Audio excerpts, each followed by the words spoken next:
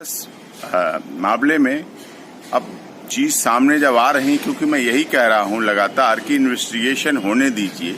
Investigation fair parcel हो रही है। जब जांच हो जाए तो उसके बाद ही कुछ कहना चाहिए। राजनेताओं को उसके बाद कुछ सोचना चाहिए बोलने के लिए, लेकिन उससे पहले बोल देते हैं। अब देखिए, पीड़िता के परिवार और आरोपियों के परिवार की 62 बार पीड़िता के परिवार के फोन से आरोपी के परिवार के फोन पे बात हुई। 42 बार आरोपी परिवार के आरोपी के नंबर से पीड़िता के परिवार से लगातार बात हुई है। 104 बार कॉल आदान प्रदान हुआ है। 5.5 घंटे लगभग बातें हुई हैं इस दौरान, इस सब में। इस बात को SC/ST एक्ट लगाने से पहले इस बात पर तो नजर रखना चाहिए, इस बात पर तो सोचना चाहिए कि क्या संबंध रहे हैं, किस तरह के संबंध रहे।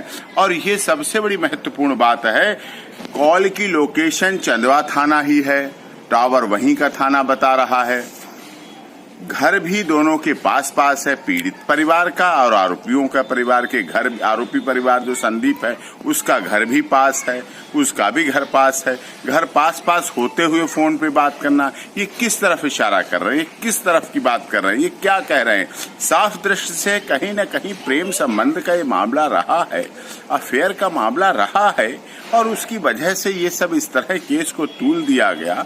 और यही बात सामने आ रही, वहां के गांव के लोग भी कह रहे हैं, गांव के गवाह भी कह रहे हैं, प्रत्यक्षदर्शी भी कह रहे हैं, मां के जो पीड़िता की मां है उसके बयानों में भी ये बात साफ तौर पर आई है कि जब उसने रोका तो तार में उलझ गई लड़की जाके, और उसका जो भाई था संदीप से उसके मारपीट हुई, झगड़ा हुआ इस बात को लेके कि अफेयर पे रोक लगाए। और इसी बात को जो संदीप 2 हैं, एक संदीप पीड़िता का भाई भी है, एक संदीप आरोपी भी है, उसके साथ की बात, साथ में 3 लोग और लपेट दिए गए, तीनों को और उसमें अरेस्ट किया गया। ये सब चीजें SC/ST एक्ट बना है। दलित समाज जो हमारा समाज का अंग है, महत्वपूर्ण अंग है, मजबूत अंग है, उसको सुरक्षा देने के लिए, संरक्षण देने के लिए कि उसके साथ कोई भी गलत कार्य किसी तरह का ना हो। संविधान उन्हें सुरक्षा देता है, हमारा संरक्षण देता है। लेकिन संविधान कभी नहीं कहता, डॉक्टर भीमराव अंबेडकर की संविधान निर्मात्री सभा के अध्यक्ष थे, वो कभी नहीं इस बात को कहते हैं कि SC/ST एक्ट का दुरुपयोग हो। दुरुपयोग नहीं होना चाहिए। इससे लोगों में आस्था खत्म होती है, विश्वास खत्म होता है, कानून के प्रति भरोसा खत्म होता है।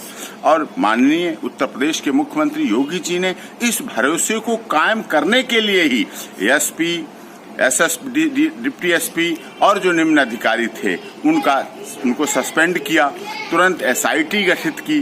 SIT गठित करने के तुरंत थोड़े दिन बाद ही CBI की जांच की मांग शुरू कर दी। CBI की जांच, देखिए, CBI की मांग जब लोगों ने नहीं तक की, उसी समय माननीय योगी जी ने CBI जांच की कराने के लिए केंद्र को रिकमेंडेशन भेज दी, महज हफ्ते भर के अंदर। और कहा, दूसरी तरफ संत रामपाल दास जी महाराज के मामले में पूरे 6 साल होने जा रहे हैं, अभी तक CBI जांच नहीं हुई, जबकि उनके लाखों फॉलोअर्स, संत रामपाल दास जी महाराज के लाखों फॉलोअर्स विभिन्न तरह से कोर्ट से वैसे धरना प्रदर्शन डिमांड करके, मांग करके CBI जांच की मांग करते रहे, लेकिन नहीं हुई। सुशांत राजपूत में 2 महीने लग गए, बिहार सरकार, महाराष्ट्र सरकार और सबको CBI जांच की मांग करते हुए, तब कहीं CBI जांच की। तो CBI जांच पारदर्शी संस्था है, सेंट्रल ब्यूरो ऑफ इन्वेस्टिगेशन हमारी मजबूत संस्था है, मजबूत इन्वेस्टिगेशन एजेंसी, उस पर भरोसा करना चाहिए। नार्को टेस्ट कराया जाए। अब कॉल डिटेल सबकी आई, आजकल इलेक्ट्रॉनिक एविडेंस है, इस इलेक्ट्रॉनिक एविडेंस को दुनिया की कोई ताकत रोक नहीं सकती, चाहे डिफेंस काउंसिल हो, चाहे प्रोसिक्यूशन हो के काउंसिल हो, चाहे स्टेट के वकील, कोई इस बात को मना नहीं कर सकते। अगर संदीप के फोन से बात हुई है और संदीप के फोन पर बात हुई है पीड़िता के भाई के फोन नंबर से, क्योंकि वो जो पीड़िता के यहाँ फोन नंबर है, ऐसा पाया गया है कि पीड़िता के भाई के नंबर पे फोन नंबर था, तो वहां से वो बात होती थी, और इधर संदीप का फोन नंबर था। 104 बार कॉल होना, लगभग 5.5 घंटे बातें होना, क्या बातें हुई, किस तरह की बात हुई? क्या खेतीबाड़ी की बातें हुई? क्या बिजनेस की बातें हुई? क्या कहाँ की क्या राजनीतिक बातें हुई? क्या सामाजिक बातें हुई? किस तरह की बातें हुई? ये अपने में सब कुछ जब पूछताछ होगी दोनों पक्षों से, इस पहलू पर जब पूछताछ की जाएगी, जब इस पहलू पर जांच की जाएगी, तो सब कुछ दूध का दूध पानी का पानी होगा। और मैं यही कह रहा हूं, जांच एजेंसियों पर भरोसा करिए, विश्वास करिए। हम भी कर रहे हैं, हम एक्यूज के लिए रिप्रेजेंट होते हैं, एक्यूज के ऑन बिहाफ आप बोल रहे हैं। माननीय राजा मानवेंद्र सिंह राजा साहब डूंगरपुर केंद्रीय मंत्री, अखिल भारतीय क्षत्रिय महासभा ने, सबने मिलके मुझे, अब उनके परिवार वालों ने, जो उनके परिवार वाले हैं, आरोपियों के परिवार वाले हैं, उनके भाई हैं, सबने अपॉइंट किया है। तो मैं विश्वास कर रहा हूं ना जांच पर, भरोसा कर रहा हूं ना जांच पर। उस पर भरोसा रखिए, सबको रखना चाहिए। जांच पर भरोसा करें, चार्जशीट का इंतजार करें, चार्जशीट के बाद कोर्ट की प्रोसीडिंग का इंतजार करें। उसके बाद सब कुछ दूध का दूध पानी का पानी होगा। सबकी कॉल डिटेल निकाली जाएंगी, सबकी लोकेशन निकाली जाएगी, कौन कहां था घटना के समय। कह देने मात्र से राजनीति हो जाने से, राजनीतिकरण हो जाने से, या माननीय योगी जी की सरकार को गिराने के लिए 100 करोड़ फंडिंग हो जाने से केस पे फर्क पड़ता है। इसलिए इस तरह की बातों से बचना चाहिए। और इस तरह से आप एक केस को लेके अगर सरकार को अस्थिर करना चाहते हैं तो ये बिल्कुल गलत है, बिल्कुल गैर कानूनी है। केस को केस रहने दीजिए, केस को केस की तरह लड़िए, केस को केस की तरह प्रोसीडिंग होने दीजिए और इंतजार कीजिए। अदालत पर भरोसा कीजिए, उत्तर प्रदेश की न्यायपालिका पर भरोसा कीजिए, इलाहाबाद हाई कोर्ट पर भरोसा कीजिए। देखिए, इलाहाबाद हाई कोर्ट ने सो मोटो नोटिस लिया ना, एक्शन मांगा ना।